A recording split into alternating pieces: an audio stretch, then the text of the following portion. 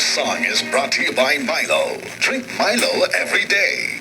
That song was brought to you by ACS Manufacturing Corporation. ISO certified world-class quality. ACS. That song was brought to you by Sir Fabcon. Ang most flowerful mo sa Sir Fabcon na ay 3 times haba-haba mo. 9:05. This time check is brought to you by Colgate Fresh Confidence. Start the day with jolt of freshness with Colgate Fresh Confidence. Unsa ba yan, sir? Martin! Pagbasa sa Aklat ng Kawikaan, Kabanata 14, Talata 1 hanggang 35. Ang matalinong babae ay nagtatatag ng kanyang bahay, ngunit winawasak ng isang mangmang ang sariling tahanan. Ang gumagalang at sumusunod kay Yahweh ay lumalakad sa katuwiran, ngunit ang nagwawalang bahala sa kanya ay nasa likong daan. Ang bawat salita ng mangmang ay may katumbas na parusa, kaya ang matalino'y nag-iingat sa mga salita niya. Kung saan walang baka, ang kamalig ay walang laman. Tatapot sa maraming baka, sagana ang anihan.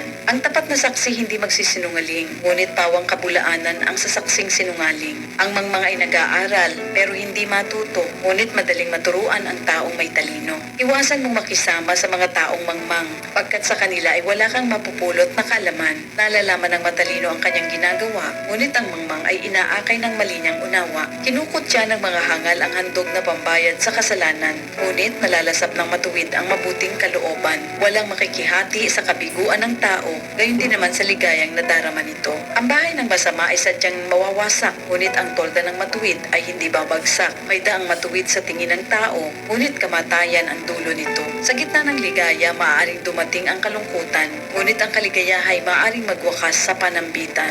Magbabayaran ng tao ang liko niyang pamumuhay, ngunit ang gawa ng matuwid ay gagantimpalaan. Pinaniniwalaan ng mangmang ang lahat niyang mapakinggan, ngunit sinisiyasat ng may unawa ang kanyang pupuntahan. Ang taong may unawa ay lumalayo sa kasamaan, ngunit ang mangmang ay napapahamak dahil sa kapabayaan. Ang taong mainit ang ulo ay nakagagawa ng di marapat, ngunit ang mahinahon ay lagi nang nag-iingat. Ang taong hangal ay nag-aani ng kamangmangan, ngunit ang matalino ay nagkakamit ng karunungan. Ang makasalanan ay gumagalang sa mabuting tao at makikiusap na siya'y tulungan nito. Ang taong mahirap kadalas ay tinatalikuran, ngunit ang mayaman ay maraming kaibigan. Ang humahamak sa kapwa ay gumagawa ng masama, ngunit ang matulungin, ligaya ang tinatamasa. Ang gumagawa ng masama ay mapapahamak, ngunit ang nag-iisip ng mabuti, pagkakatiwalaan at igagalang. Ang bawat pagsisikap ay may pakinabang, ngunit ang puro salita at bunga ay kahirapan. Ang putong ng matalino ay kanyang karunungan, ang kwintas ng mangmang ay ang kanyang kahangalan. Ang tapat na saksi ay nagliligtas ng buhay, ngunit ang salita ng sinungaling ay pawang kataksilan. Ang paggalang at pagsunod kay Yahweh dulot ay kapayapaan, may hatid na katatagan sa buong sambahayan. Ang paggalang at pagsunod kay Yahweh ay bukal ng buhay, at ang taong mayroon nito'y malayo sa bitag ng kamatayan. Ang karangalan ng hari ay nasa dami na nasasakupan, ngunit walang kabuluhan ng pinunong walang tauhan. Ang hinahon ay nagpapakilala ng kaunawaan, ngunit ang madaling pagkagalit ay tanda ng kamangmangan. Ang isip na tiwasay ay nagpapahaba ng buhay, ngunit ang kapusukan ay nagbibigay ng kapahamakan. Ang umaapi sa mahirap ay humahamak sa may kapal, ngunit ang matulungi nagdudulot ng karangalan. Ang masama ay ibinabagsak ng sariling kasamaan, ngunit ang kanlungan ng matuwid ay ang kanyang kabutihan. Sa isip ng may unawa, ang nananahan ay karunungan, ngunit ang mangmang ay walang kaalaman. Ang katuwiran ay nagpapadakila sa isang bayan, ngunit ang kasalanan naman ay nagdudulot ng kahihiyan. Sa matalinong alipin, ang amo ay nalulugod, ngunit sa utosang walang isip, siya ay napupuot. Ito ang salita ng Diyos.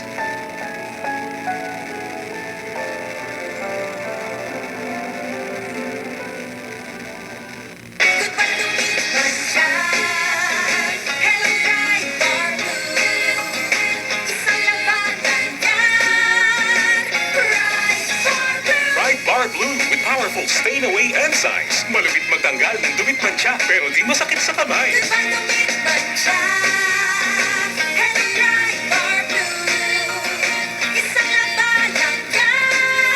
As tested ang cotton and polycotton sa mancha, malupit sa kamay mo, mabait. Try Bar Blue, manufactured by ACS Manufacturing Corporation. ISO certified world-class quality. ACS. Para di madaling masira ang ngipin ng pamilya, ngayon pa lang. Unique toothpaste for brushing every after kumain.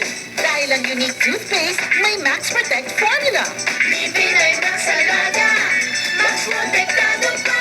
Help stop cavities they start while keeping breath fresh with regular use. Unique toothpaste for brushing para siguraduhin ngipin ay Max Alaga, Max Protektado pa Unique. Max Alaga, Max Protectado with unique toothpaste maximum fluoride protection. Manufactured by ACS Manufacturing. ISO certified world-class quality. ACS.